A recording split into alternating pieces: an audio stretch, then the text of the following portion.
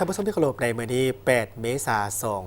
2025ที่นครหลวงพิจิตรกระทรวงศึกษาธิการและกีฬาได้จัดการสอบเสียงนักเรียนเก่งระดับชาติชั้นมัธยมศึกษาสุขเรียน 2024-2025 โดยการเป็นเกียรติเข้าร่วมของท่านพุทธศิมลาวงศ์รัฐมนตรีกระทรวงศึกษาธิการและกีฬาท่านบเวียงคำวงศ์ดารารัฐมนตรีกระทรวงเทคโนโลยีและการสื่อสารท่านโพไซไสยศรรัฐมนตรีกระทรวงพลังงานและบ่อแห่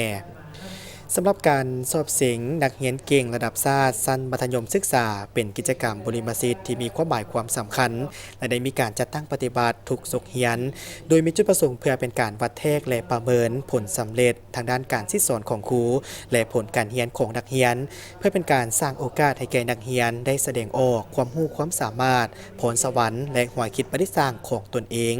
เพื่อเป็นการส่งเสริมและสุขอยู่กระบวนการสอนดีเรียนเก่งอยู่ในโรงเรียนมัธยมในขอบเขตทั่วประเทศให้มีลักษณะการแข่งขันและมีคุณภาพเพื่อให้ตัวแทนนักเรียนเก่งในทั่วประเทศได้มีโอกาสและแลกเปลี่ยนประสบการณ์ร่วมกันได้เรียนรู้สิ่งใหม่ๆได้เรียนรู้ความอดทนและความบุกบืนในการแข่งขันการเรียน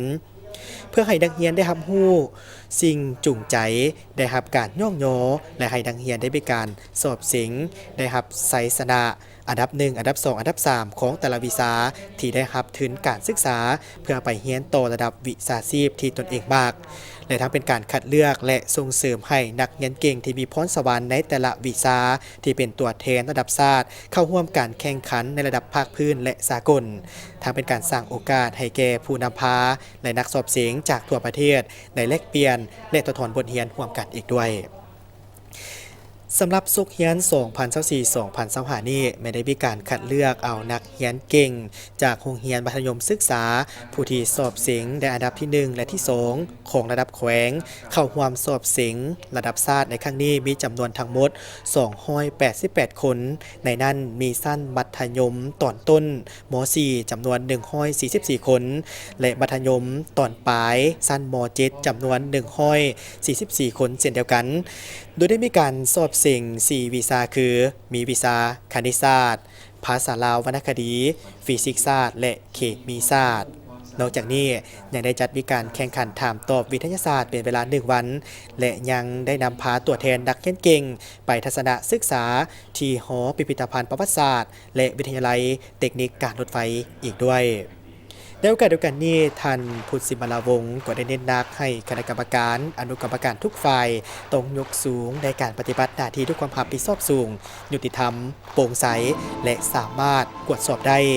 ครูนำพานักเรียนได้มีความรับผิดชอบและในการชี้นำพานักเรียนของตนในการปฏิบัติระเบียบการต่างๆอย่างเข้มงวดรักษาความปลอดภัยการไปมานอกจากนั้นก็ต้องเอาใจใส่ในการเก็บกรรมรูปแบบการจัดกิจกรรมต่างๆเกี่ยวกับการสอบเสียงการแข่งขันและถอดบทเรียนด้านดีเพื่อนำไปจะตั้งพันขยายเข้าในคงเขตที่ตนรับผิดชอบสำหรับการสอบเสียงนักเรียนเก่งในครั้งนี้ต้องมีความซื่อสัตย์ปฏิบัติตามกฎระเบียบของการสอบเสียงอย่างเข้มงวดมีสมาธิและจดจ่อต่อคำถามในการสอบเสียงสร้างความหักแพงสามัคคีกับหมู่เพื่อนที่เป็นนักสอบเสียงด้วยกันเวลาไปทัศนศึกษาก็ต้องมีการจดจำบทเรียนต่างๆเพื่อไปบอกเล่าให้แก่หมู่เพื่อนในท้องถิ่นของตนเองสำหรับผลการสอบเสียงนักเรียนเก่งระดับชาติจะมีการประกาศผลอย่างเป็นทางการในวันพฤหัสที่10 เมษายน 2025อยู่ที่โรงแรมดอนจันทร์พาเลส